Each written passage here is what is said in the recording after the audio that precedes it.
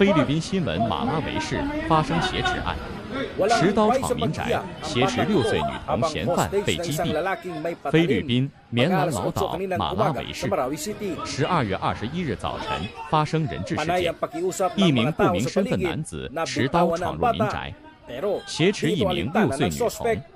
警方到场谈判期间，发现女童已受伤嫌犯情绪失控，拒绝配合指令。为防止女童遭进一步伤害，警员开枪制止嫌犯，嫌犯当场死亡。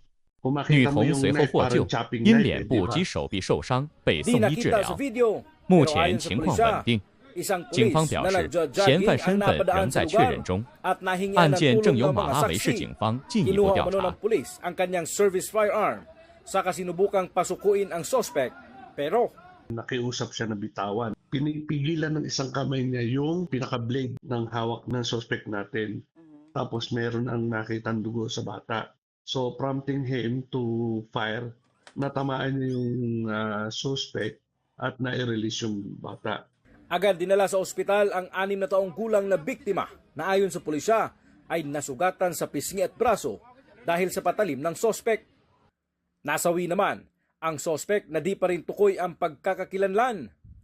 Panawagan nila sa may mga nawawalang kaanak na malapit sa lugar na makipag-ugnayan sa kanilang tanggapan. Sinusubukan pa naming makuha ang pahayag ng pamilya ng biktima.